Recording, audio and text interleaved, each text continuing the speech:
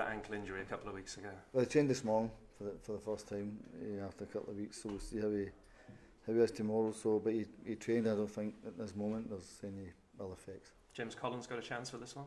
James trained again. He trained last week for a few days, and then again this week. So we'll see how his reaction is as well. Trevor Shalabar okay? He's withdrawn from the England squad the other day. He's okay. Trev, he's again another one who's trained the last couple of days, so he seems pretty good. Everybody's come back. Dazell's come back fine. Flynn's come back fine. So Jonas and Judge will come back tomorrow, and we'll see how everybody is from there. How well's Trevor been playing of late? He just seems to have got better and better as the season's progressed, which I guess is understandable, a kid of his age. What do you mean? Playing better? Yeah. Has he got better? Has he improved of late, Trevor? Do you think he's really kicked on to a different level? He's been fabulous. He really has. He's been great. I think he's a kid where I think it'll be really interesting to follow his career when he leaves here. Because I think if he's nurtured the right way and keeps developing the way he is, he could be outstanding. And yeah, I think every passing game, he's been absolutely superb for us. Sounds like you believe he can really go to the top, Trevor, based on what you've seen over the last 6 months. Without a doubt, he's got the physical aspect of it. He's only 19. He's got the physical aspect of it. I think there's one or two things he'll probably have to work on, without a doubt, to be the complete midfielder. But he has got every attribute going there: size, speed, power, presence, the whole package. One or two things he'll work on, and but he's been absolutely terrific for us since he's been here. Sounds like Will Keane's heading in the right direction. Has he got a chance for Bolton? It looks like that at the minute. We'll see how he's doing really well and again we'll see how he feels. But he's out there training again with the medical people and the fitness people here, so he's on the right road. How pleasing to see Emir play the other day for the 23s. I think the big thing for me was hopefully there's no an adverse reaction to his knee. Hopefully there's not.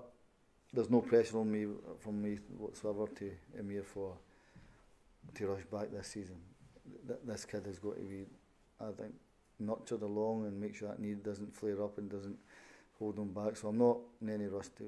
Most important thing is his welfare and his health. Of he can stay in games. That's for me is important. So the plan, at least a minimum of another 2 or 3 under 23 games before there's any thoughts of pushing him on. Absolutely. Anybody who thinks otherwise, then honestly, it's crazy, because the lad's been out, I think, 2017 or whatever it is.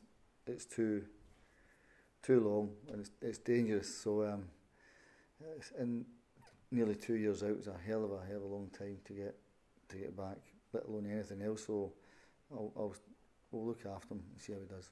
Since we last spoke, must be nice to trigger the 12-month extension for Miles. Well, Miles, I think he's been outstanding. He said they're running at the games, and he's been absolutely brilliant for us. And he's getting better. Even in training, he looks really, really good.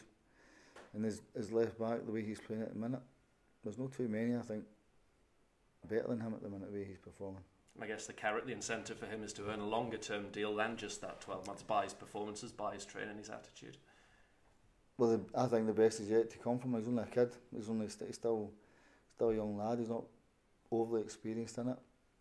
But he is another one who's developing into a really top left back, So delighted with him, the way he's performed, and he's playing with a lot of confidence, which is great.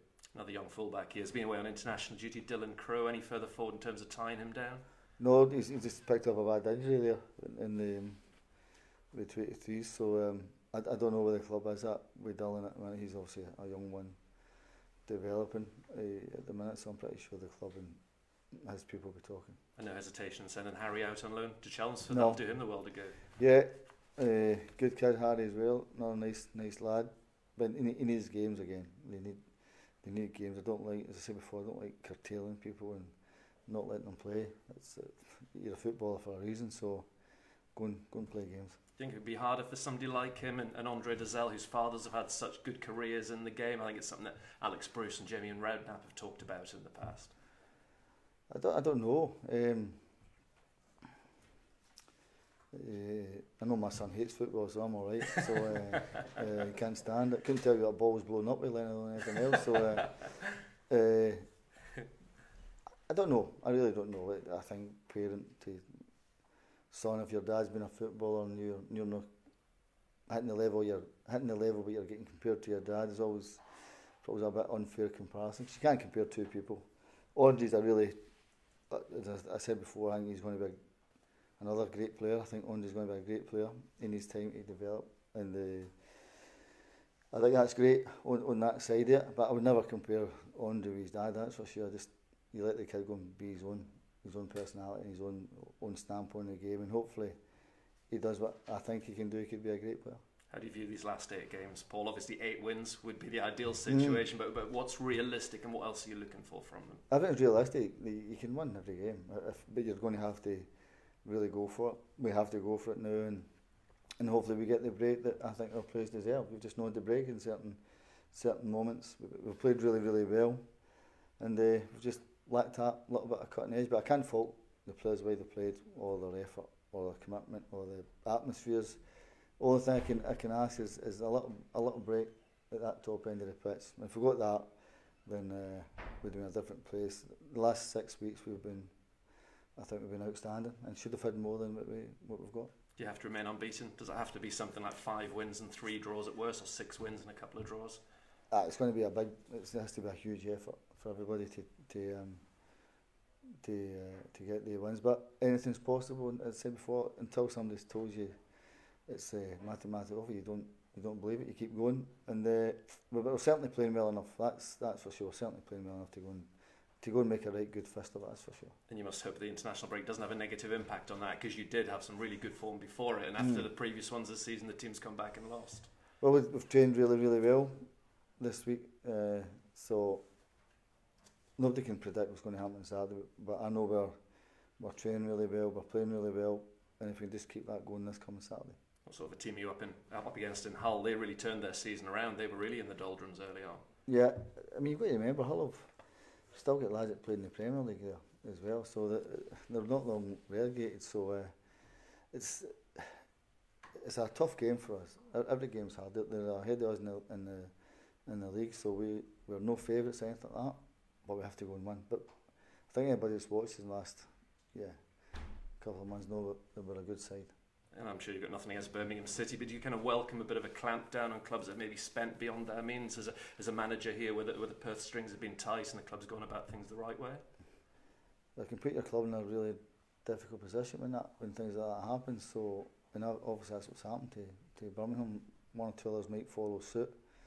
So I'd rather have it our way than have the other way, where you're thinking, oh, we're in a bit of trouble here, and people come in and assess the finances and things like that. So we don't have that, which is one good thing. But if you've overspent and you get investigated in it, then you can get punished, which obviously happened. Lovely, thanks, Paul. All right. We talked briefly about your captain Luke Chambers signing a new contract after the game, but a little bit more thought on that, really, Paul. You've said for a long time that you see his experience and his leadership as being vital going forwards. Delighted to get that done, I'm sure.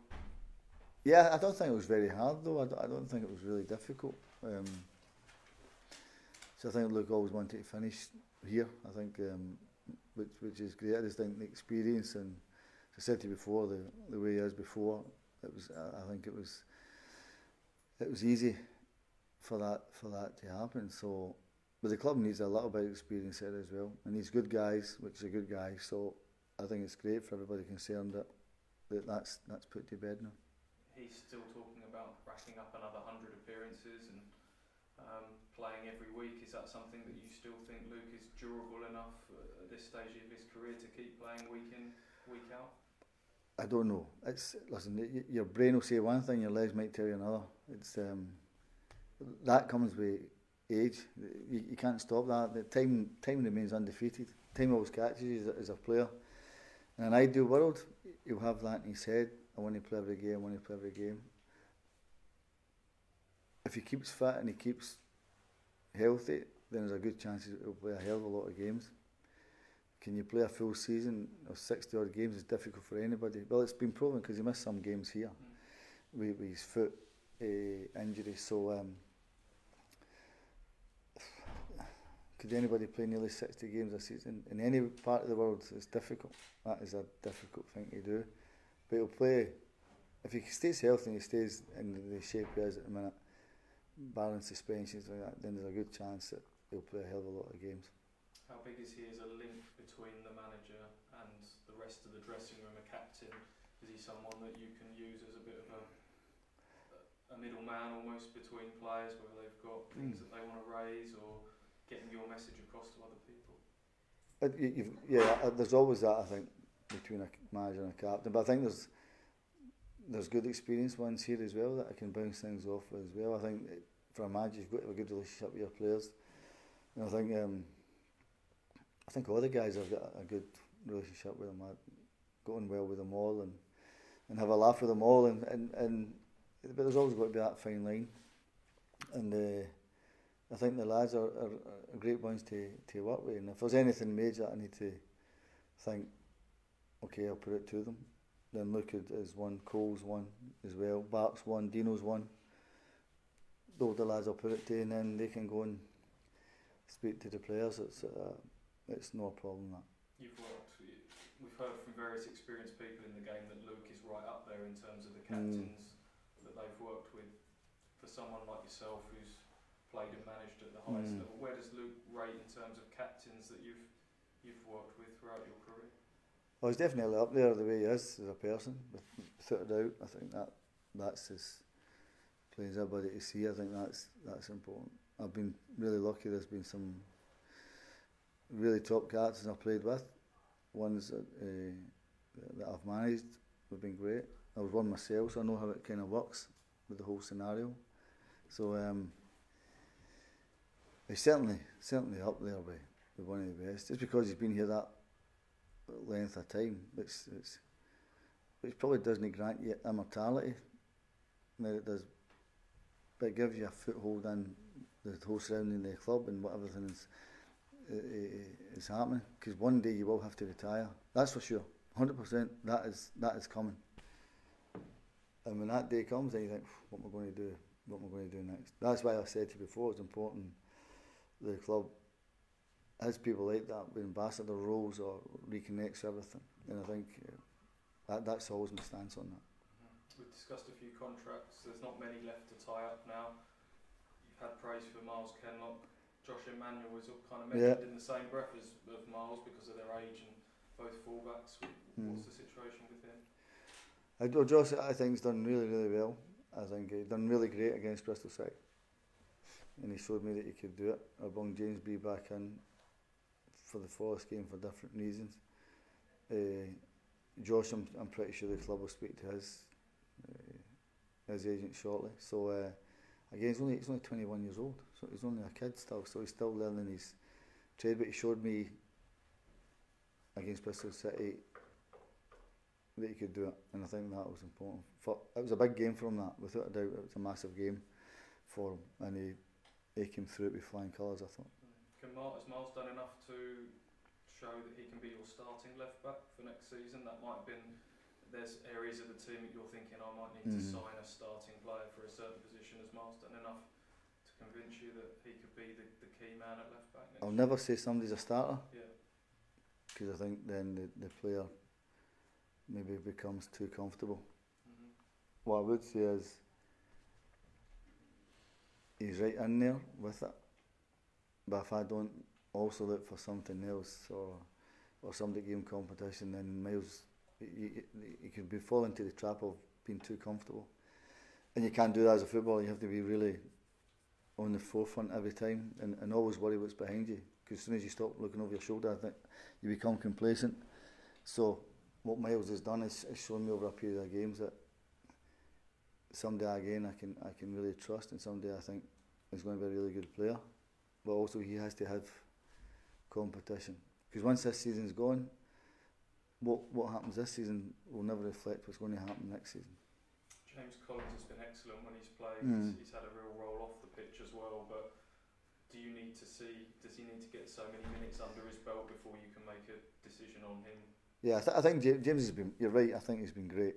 Yeah, I think on and off the pitch the big lad's been great. I think he's been really frustrated sometimes with picking up little knocks and then coming off against Reading.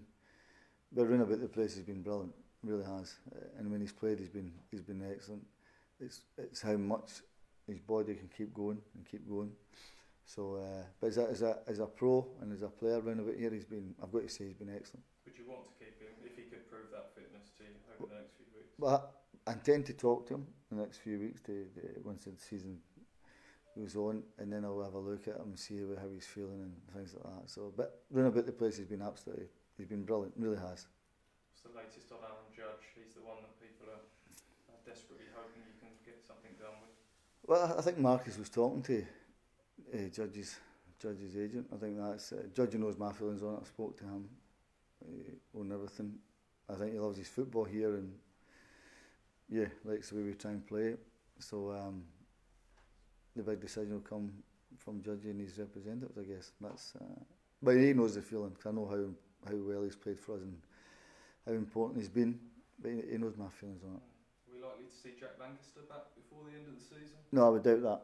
I would really doubt that. The kid's just, I think he's got another scan on his back in 3 weeks' time, and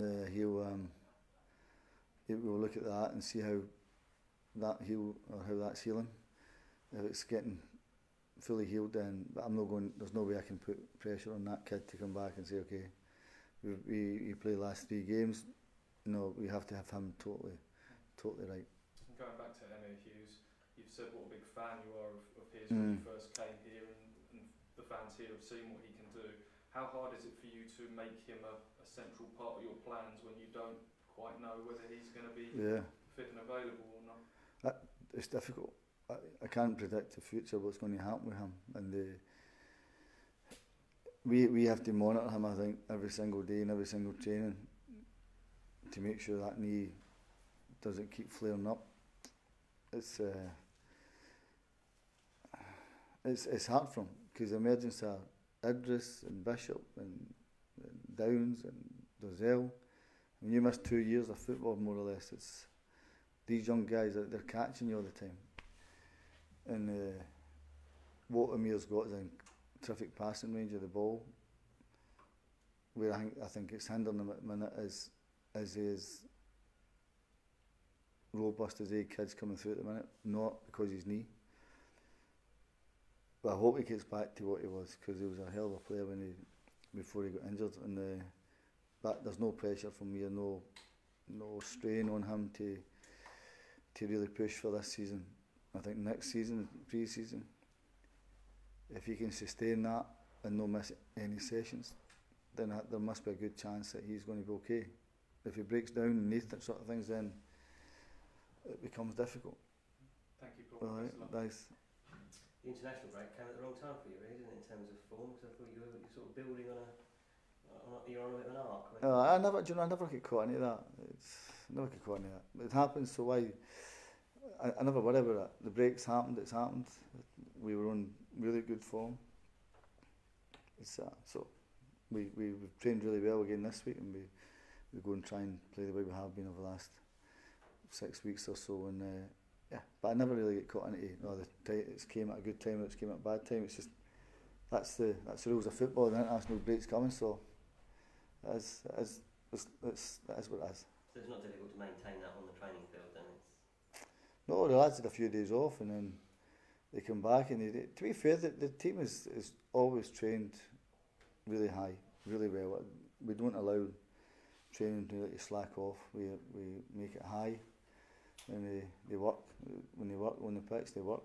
It's never really any slacking or anything. So, and you just come in and it seamlessly goes again. So we just have to transfer that, what we've been doing, on a Saturday. And you mentioned pre-season. I gather you're planning to go to Germany for a pre-season trip. This is something you've done before, isn't it?